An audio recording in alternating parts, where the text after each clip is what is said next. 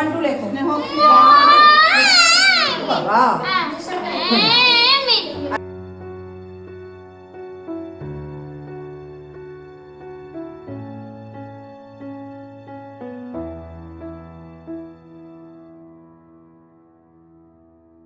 Pamela Das Dumdum station থেকে পায়ে হেঁটে পৌঁছে যাওয়া যায় তার বাড়ি। বাবা মায়ের কোল আলো করে জন্মেছিলেন আর 5টা সুস্থ বাচ্চার মতোই, কিন্তু বছর 2 বয়স হতেই দেখা গেল কথা বলতে সমস্যা হচ্ছে। সমস্যা দেখা গেল শব্দ উচ্চারণেও, পাশাপাশি কানে শোনার ক্ষেত্রেও একই অবস্থা। বাবা মা নিয়ে গেলেন শহরের সব থেকে বড় ইএনটি স্পেশালিস্টের কাছে। পরীক্ষা করে ডাক্তার জানালেন অপারেশন করতে হবে, কিন্তু অপারেশন করলেও থাকছে ঝুঁকি। পুরোপুরি সেরে উঠতে পারেন, আবার এখন যেটুকু শোনার ক্ষমতা রয়েছে তা হারিয়েও যেতে পারে। দুশ্চিন্তাগ্রস্ত বাবা মা অপারেশন না করার সিদ্ধান্তই নিলেন।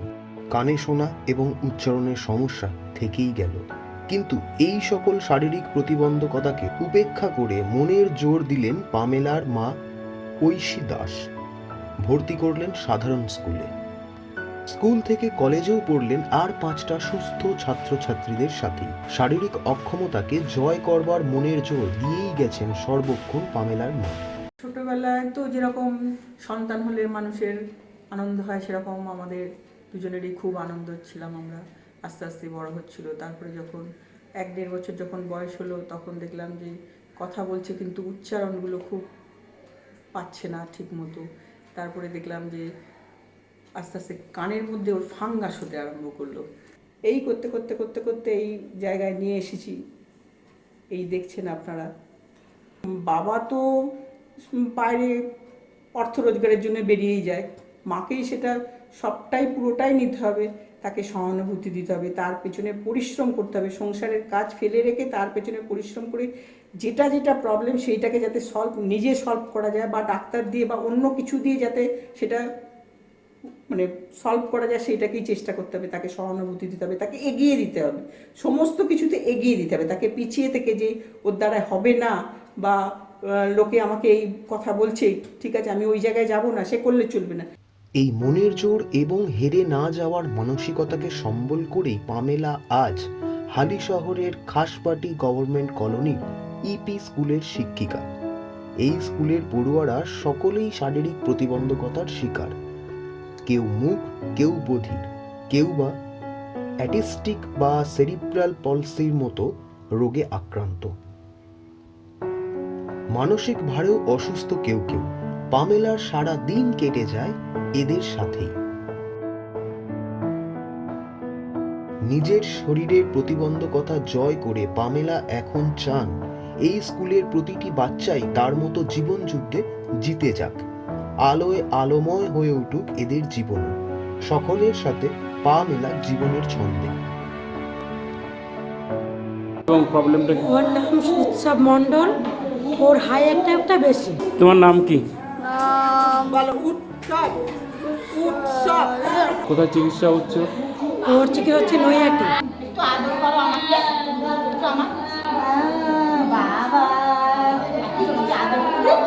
আপনার ছেলের নাম কি? দীপেন্দু সাহা। সমস্যাটা কি একটু যদি বলেন। ওর সমস্যাটা হচ্ছে মেন্টাল রিটারেশন। আচ্ছা, মানে ও নিজের থেকে কিছুই করে না, মানে অটিস্টিক চাইল্ড। তো নাক কই নাক, এই তোমার নাক, এই তো না। আমার এটা এসছে যখন আমি স্কুলে পড়ি, ক্লাস 3-4 যখন পড়ি, তখন থেকে একটু বুঝতে পেরেছি। তার আগে আমি বুঝতে পারতাম না যে মানে আমার প্রবলেমটা কী। কারণ আমি সেরকমভাবে কোনো কিছু মানে যেহেতু আমার বাবা মা যেহেতু সাপোর্টটা দিয়েছিল বলে, সেই জন্য আমি অতটা বুঝতে পারিনি যে আমার ঠিক প্রবলেমটা কিসে। যখন আমি ক্লাস 3-4 যখন পড়ি, তখনই আমি বুঝতে পারি যে হ্যাঁ মানে আমার চারপাশে পরিবেশটা একটু অন্যরকম লাগছে। কারণ আমি স্কুলে ক্লাসে ফলো করতে পারতাম না অনেক পড়া। টিচারদের সঙ্গে আমার কমিউনিকেশনটা একটু ভালো হতো না। কিছু কিছু টিচার ছিলেন যারা আমাকে খুব হ্যারাসমেন্ট করেছিলেন। যেমন আমি যখন ক্লাস ফলো করতে পারতাম না, তখন আমাকে নেগলেক্ট করে আমাকে সরিয়েছেন। কিছু টিচার ছিলেন ভালো, আবার কিছু টিচার ছিলেন মানে আমাকে দেখতে পারতেন না, আমাকে পেছনের বেঞ্চে বসানোর চেষ্টা করতেন, বা আমাকে কোনো বন্ধুরা যদি আমাকে হেল্প করতো তাহলে সেটা টিচারদের পছন্দ হতো না। সাইন ল্যাঙ্গুয়েজটা আমি অনেক পরে শিখেছি। যখন আমি বিএডটা করতে যাই, সেই সময় আমার একটা সাবজেক্ট ছিল সাইন ল্যাঙ্গুয়েজ। তো তখন দেখলাম আমারও কিছু বন্ধু ছিল কম্পিউটার কোর্স করতে গিয়ে তারা প্রত্যেকে ডেফ ছিল। এবারে মানে পড়াশোনাটা করতে গিয়ে ওরা দেখছিল কি আমি যেহেতু সাইন ল্যাঙ্গুয়েজটা জানি না, ওরা আমাকে ABCD শেখাতো।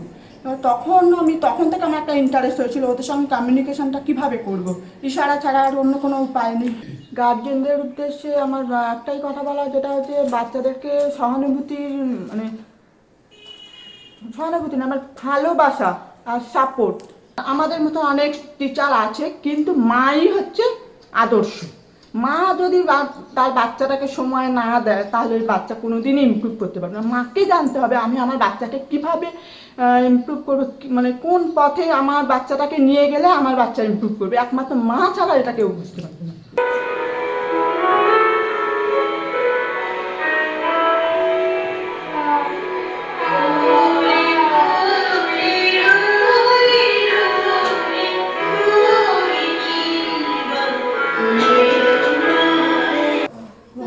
গা ধা, তাহলে ডাংকি মানে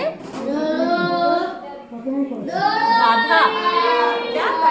এখানে সব ধরনেরই স্টুডেন্ট আসে, অটিস্টিক বাচ্চা আসে, মেন্টাল রিটার্ডেশন, যাদের হিয়ারিং প্রবলেম আছে, হিয়ারিং এম্পেয়ারমেন্ট, তারপরে যাদের লোকোমোটর মানে যারা অর্থোপেডিক্যালি হ্যান্ডিক্যাপ সেই ধরনের বাচ্চাও আসে এখানে।